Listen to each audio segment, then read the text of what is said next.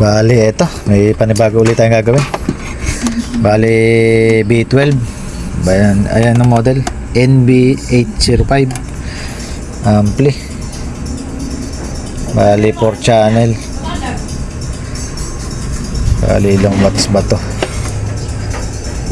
Wala nakalagay kung ilang watts.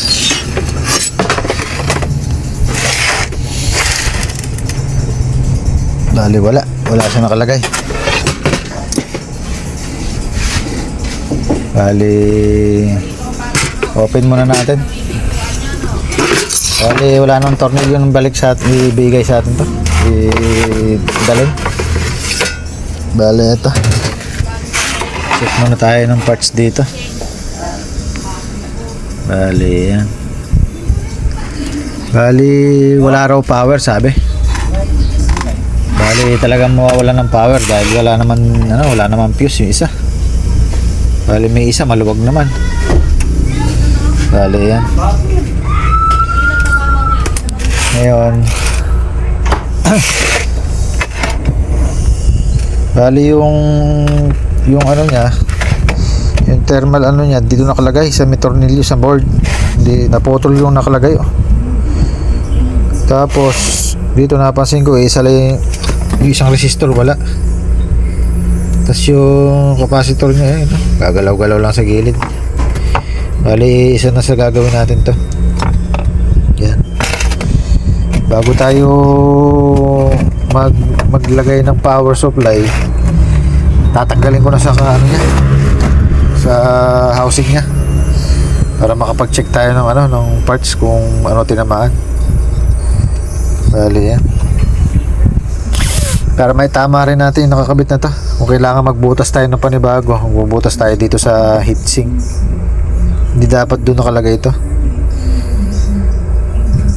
Bali, pati ito, yung resistor kulang.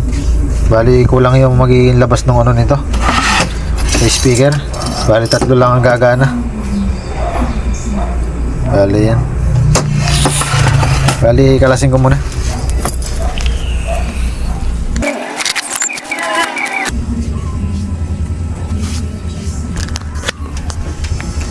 Bali, ito nakalas na natin. Yung sinasabi ko palang kulang na isang resistor nandito pala sa baba. Tapos galing na sa ibang gawaan to, pati yung yung IC nya, yung TL4 494, ayan. May naka-jumper na resistor sa ilalim. Bali, nahirapan din siguro yung gumawa nito. Bali, magtanggal muna tayo ng rito. Pinaka niya. Hindi namin maintindihan.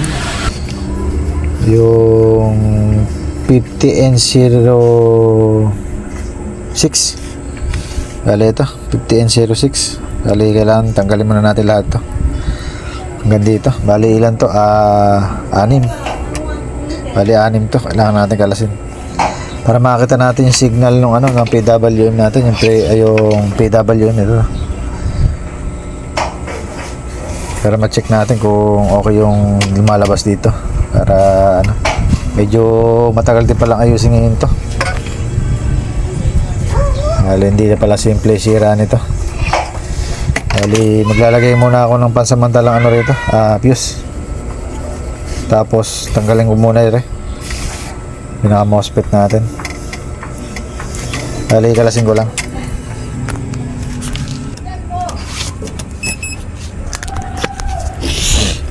Bali, ito. Inuna ko muna yung yung capacitor saka yung resistor. Pinalitan na natin na iba. Bali, tinama na natin to. Nakaangat yung isang pan ito. Bali, ito ang gagawin ko ng paraan. Ito yung IC na to. Bakit nilagyan ng resistor? Dapat wala naman yan.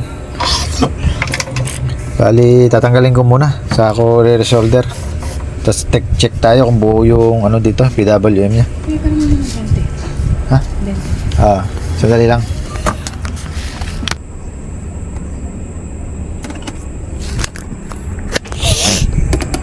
Bali, ito medyo natagalan tayo. Sinigurado lang natin na wala nakasahid sa bawat paanong ng MOSFET para sigurado may lalabas na na signal. Bali, yan, kumpleto naman. Bali, Try lang natin lagay sa battery. Ayusin ko lang.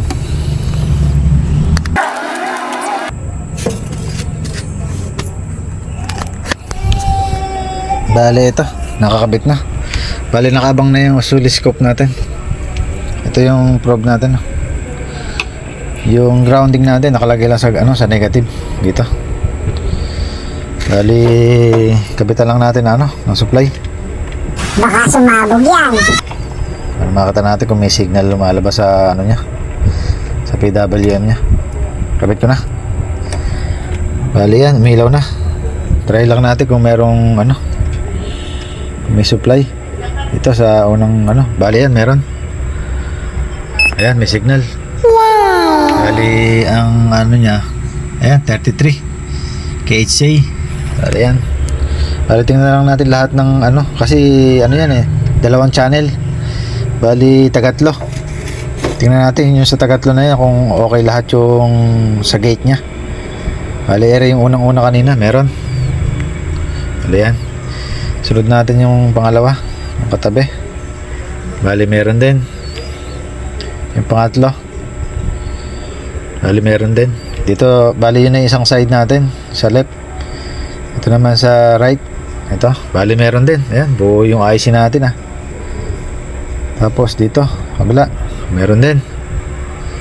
Okay. Yung panlas, meron din. Ayan Bali, buo yung natin. Buo naman yung IC natin. Tinanggal ko na yung nakalagay na resistor din sa IC. Bali, wala naman yun. Dapat wala yun. Bali, kabit lang natin yung yung tinanggal kong yung MOSFET, yung power MOSFET nya. Bali, tas check tayo ng voltage dito sa sa capacitor natin dito, kung may lumalabas na dito, kung magpopondo rito. Bali, kapitan ko lang. Bali, ito may problema rin pala yung niya, yung MOSFET nya. Bali, siya, puro may leak. Bali, ito, testerin natin isa-isa. Bali, yan sa tester. Bali, ito yung bago. Ito yung bago, ito. Bali, ito yung nya, ayan 50N06. Ito yung bago ko. Bali, ito yung mga tetestingin natin. Lahat to ito yung nakakabit. Bali, naka 10k tayo na sa tester. Bali, yan. Yan na lang natin tutok. Bali, testing muna natin yung yung bago. Tingnan natin. Bali, yan. Switch lang natin. Ayan, na-switch na yung gate natin. Lagyan natin sa gitna. Ayan, pumapalo. Switch off natin. Kalabitin lang natin yung gate. Ayan. Bali, yan. Good yan pagka ganyan. Pero ito, bali yan, naka-switch na yan. Yan natin sa gitna. Bali yan, mandar. Switch off natin. Okay. Ayun may leak. Bali, sunod naman. Ayan, okay. Okay siya.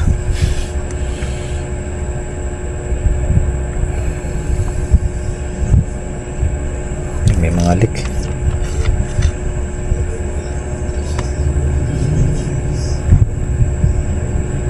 Bali, subukan muna na pala natin ikabit.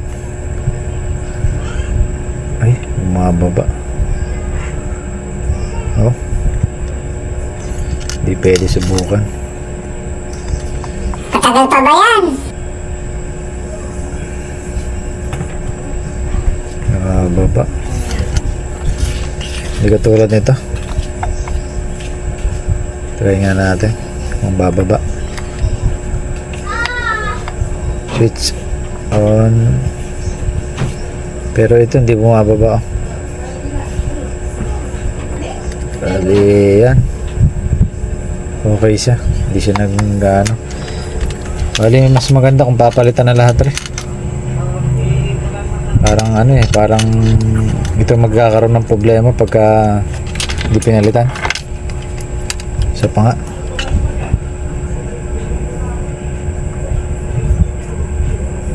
Oh, bumababa talaga siya. Ayun, talagang ano, may tama. Oh, Sigurado na ba yan? hindi katulad ng bago. Ito yung bago. Ayun, oh, tingnan natin kung bababa. Bali yan, hindi naman bumababa. Switch off natin. Bali, palitan na natin talaga. Palitan na natin to. Bali, plastic na natin to. Palitan na natin ng mga bago. Saka natin kabit para sigurado.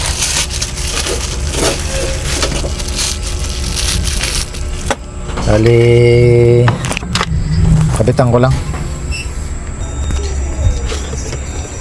Bali, ito, ilagay na natin yung source natin ng music. Bali, nakalagay tayo sa 1 and 2. 1 and 2 yung jack natin. Tapos 1 and 2 rin sa output natin, sa speaker. Bali, hindi pa ito yung may problema na ano, yung walang resistor, nandito pa sa kabila. Baga, ito muna unahin natin. Bali yan, may play na tayo ng ano, music. Bali, lagay na natin yung ano, yung battery. Test valve lang tayo, test valve. Bali yan. Try natin volumean. Bali, wala pa. Bali, tama naman.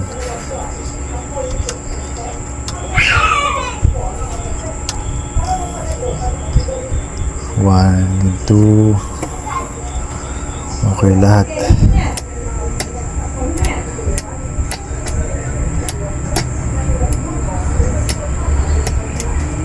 Tama ba?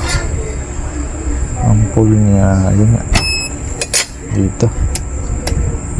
Matagal pa ba yan? Ayat ang volume. Meron naman. Output. Okay. Speaker. Sa Parang di mo alam gagawin mo. Bali.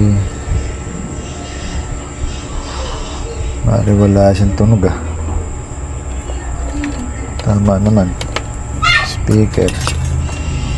Wala siyang output.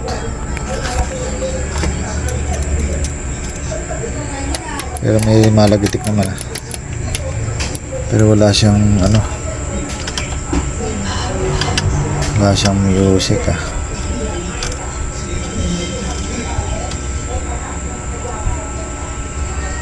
Wala siya. Bakit siya wala? Bali, tingnan ko muna kung bakit wala siyang tumutunog. Bali, ano, mag audio trace muna ako dito sa ano, sa jack natin. Kung bakit tayo pumunta rito sa baba. Bali, balik na lang ako pagka nahanap ko na kung saan nagmumula. Bali, ito, nag-audio trace tayo. Bali, ito, naka-on pa. Try natin. Bali, dito sa jack pa lang. Kaya maandar. Bali, dito siya pumunta sa may ano, nasakit ng ano, ng mga ano, mga lakasan na yan. Bali, dito siya nagpunta sa number 2. Yan. Saka number 4. Tapos dito naman sa socket niya. Dito, ayan. Ang in niya ito, 2. Ayan. May sounds naman siya. Mahina lang. Yan. Bali, yung isang in ito. Bali, dito yan, galing sa jack. Ito. Eh, dapat yan. Bali, nilagyan ko na ng marking yung ano, yung out niya dito. Dapat may lumalabas dito yan. Bali, wala siya. Bali, yung in na to, dito nagpunta. Dito. Yan. May sounds. Yan. Bali, yung out niyan, ito, yung gitna. Itong dulo na to, grounding na to. Sa ground na yan. Bali, ito yung ground, ito.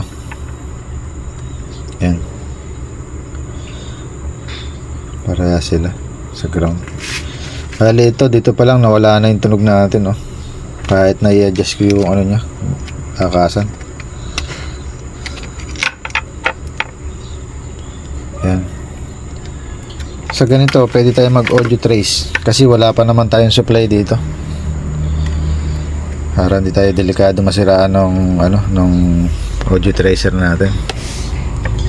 Pag dumaan na sa IC, dito sa mga IC, bali medyo delikado pag nasundot mo yung supply natin dito.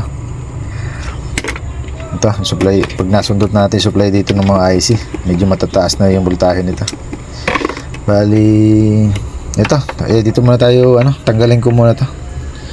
Bali wala naman tayong ganitong klaseng ganito yung paa. I-convert na lang natin. Gagawin na lang natin parang ganito.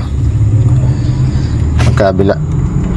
Pati yung kabila, na-test ko na rin pala yung kabila sa 1 and 2. Bali yung tinest natin na to 3 and 4. Bali wala rin din lumalabas sa output. Bali tanggalin ko muna to, palitan natin ng iba. Tingnan natin kung lalabas na yung sa output nya dito. Yan.